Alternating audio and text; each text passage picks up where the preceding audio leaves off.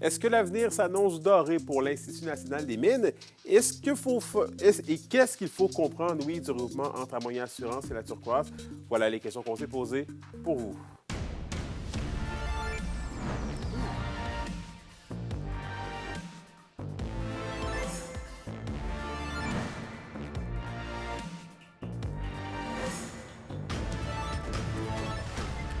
Ici Anthony Dallaire avec toute sa tête et voici vos informations.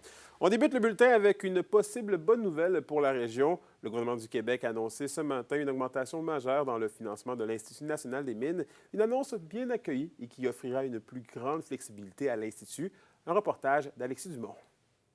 On bonifie le budget récurrent de l'Institut national des mines qui était de 1 million, qui passe maintenant à 1,5 million, donc 500 000 de plus. Après 15 ans d'existence, l'Institut national des mines a vu son financement augmenter pour la première fois de son histoire par le ministère de l'Éducation. L'Institut national des mines, c'est un organisme qui accompagne le gouvernement dans le type de formation sur lesquels on doit travailler, qu'est-ce qu'on doit améliorer par rapport justement au fait que l'industrie minière change des technologies au fil du temps. Donc, c'est vraiment pour nous une grande annonce aujourd'hui de pouvoir bonifier le budget de fonctionnement de l'Institut national des mines. Une augmentation bien accueillie dans le milieu de l'organisation. C'est une très bonne nouvelle, surtout en ces moments un peu plus difficiles financièrement pour le gouvernement du Québec. En fait, cet ajout financier pour l'Institut vient aider l'Institut, lui donne les moyens de ses ambitions, mais vient aider l'ensemble des partenaires, à la fois du milieu de l'éducation, mais je vous dirais du milieu industriel et minier. Ça représente, c'est une très grande nouvelle. Ça va nous permettre de rester très agiles au niveau de nos recherches et de nos projets. Puis, vous savez, l'Institut existe depuis 15 ans, donc on a été créé en 2010. Il n'y avait pas eu de rehaussement budgétaire depuis la création de l'Institut et on sait que tout augmente partout, évidemment.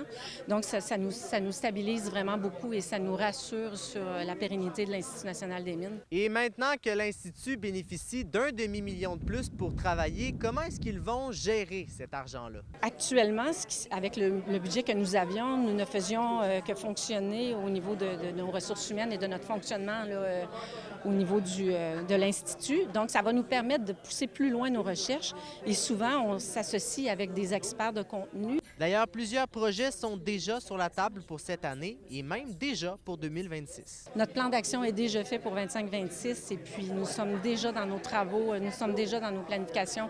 Tout est fait, en fait, et puis on va pouvoir... La vision, vous avez déjà une vision pour oui. plusieurs années? Oui, absolument. Notre vision est déjà bien installée, puis on va juste pouvoir travailler là-dessus avec sérénité, si je peux dire.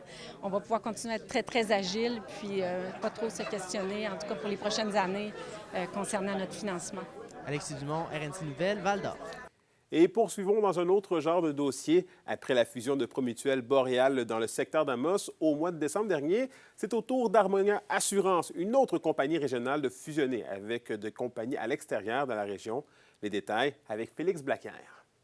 Le cabinet d'assurance basé à Val-d'Or, Harmonia Assurance, fait désormais partie d'un regroupement avec La Turquoise, basé à Saint-Eustache, et avec DPJL dans le secteur de Montréal. En tout, c'est plus de 525 millions de dollars de primes et plus de 550 employés. Le regroupement deviendra donc un pilier important au niveau provincial. Le groupe prendra le nom de La Turquoise.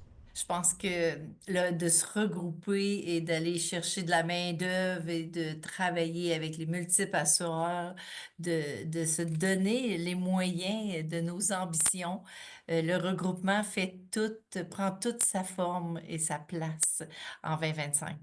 Le nouveau groupe assure que les différentes succursales et les emplois seront maintenus. Mais comme on le dit, on se veut un regroupement qui se fasse en douceur.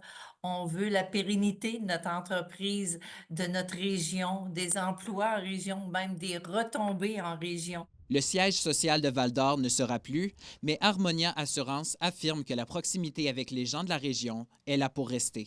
Je demeure dans le comité de direction en tant que vice-présidente principale. Donc, je vais avoir l'influence sur toutes les décisions, partie prenante des décisions, toujours assise dans mon siège administratif de Val-d'Or pour garder cette proximité-là avec les employés, garder la proximité avec mes clients et me donner du temps pour aller rencontrer mes clients aussi. Harmonia Assurance continuera de servir sa clientèle comme à l'habitude jusqu'aux remaniements opérationnels qui se concrétiseront dans les prochains mois. Félix Blaquière, RNC Nouvelles, Val-d'Or. Et au Témiscamingue maintenant, le projet de centrale hydroélectrique Onimiki continue de susciter plusieurs questionnements. Les Amis de la rivière Kipawa et le Conseil régional de l'environnement de l'Abitibi-Témiscamingue invitent la population à une séance d'information sur le projet jeudi de la semaine prochaine. Ils affirment que très peu d'informations sur les deux centrales convoitées aux abords du lac Kipawa ont été partagées depuis son annonce. Les deux organisations déplorent que les consultations publiques en ligne de la MRC de Témiscamingue n'aient toujours pas débuté. On vient prendre un peu le pouls de la population, les enjeux qui sont portés, les préoccupations. C'est sûr que nous, ça fait des années qu'on travaille sur le projet, on l'a vu évoluer, on a fait nos recherches, donc on a nos propres préoccupations, nos propres enjeux. Mais c'est toujours intéressant d'aller voir qu'est-ce que les citoyens, la population, ceux qui vont être directement impactés, en pensent. Il y a sans doute des enjeux qui vont ressortir qu'on n'avait pas nécessairement pensé. C'est super intéressant d'avoir un dialogue aussi qui est ouvert avec ceux qui sont directement concernés, ceux qui sont impliqués, pour sortir de nos chambres à écho, avoir un dialogue plus ouvert. Puis à la fois, ça va nous nourrir, puis on espère aussi que le promoteur va être à l'écoute des préoccupations qui vont sortir là. Depuis plusieurs années, le projet avance. Le projet est en développement par la MRC et des promoteurs. Puis on considère qu'il y a un manque d'informations diffusées au public. Donc, on essaie un peu d'aller présenter le projet, puis de prendre en compte les questions et les préoccupations des citoyens qui vont se présenter à la rencontre. Et au culturel, pour conclure le 100e anniversaire du site patrimonial de la Maison du Mulon, la Corporation de la Maison du Mulon annonce l'envoi d'une gazette, un journal inspiré des années 20. La gazette sera livrée à toutes les adresses résidentielles de Rouyn-Noranda à partir de cette semaine. Elle contient une douzaine d'articles sur l'histoire de la ville et de ses habitants, en plus de publicités anciennes et de coupures de journaux d'époque. La gazette sera également publiée en version numérique sur le site Internet de la Corporation et quelques copies seront distribuées au magasin général. Voici ce qui vous attend dans cette gazette du 100e de la Maison du Mulon. Plusieurs articles écrits par des historiens, historiennes, chercheurs, chercheuses de Rouyn-Noranda sur divers sujets historiques que je pense que ça va intéresser les gens. Puis c'est sûr qu'étant donné que c'est notre centième anniversaire au site historique de la Maison du Mulon, il y a des articles qui parlent de l'histoire, en fait, du 100e anniversaire. Et au sport, les Foreurs de Val-d'Or amorcent ce soir une séquence de 3 matchs en 5 jours à domicile. Ils recevront ce soir le Phoenix de Sherbrooke au centre Annico Eagle. Les hommes de Maxime Desruisseaux chercheront à poursuivre leur belle séquence, eux qui ont récolté 13 points à leurs 9 derniers matchs. Cependant, les Foreurs ont perdu les 2 matchs entre les deux équipes jusqu'à maintenant cette saison.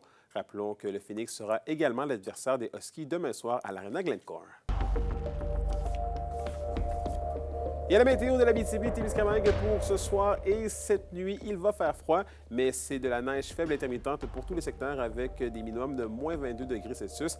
Avec le refroidissement éolien, la température pourrait même descendre sous la barre des moins 33 degrés. Pour la journée de demain, c'est généralement nuageux avec un maximum de moins 13 degrés pour l'Abitibi, de moins 15 degrés Celsius pour le Témiscamingue.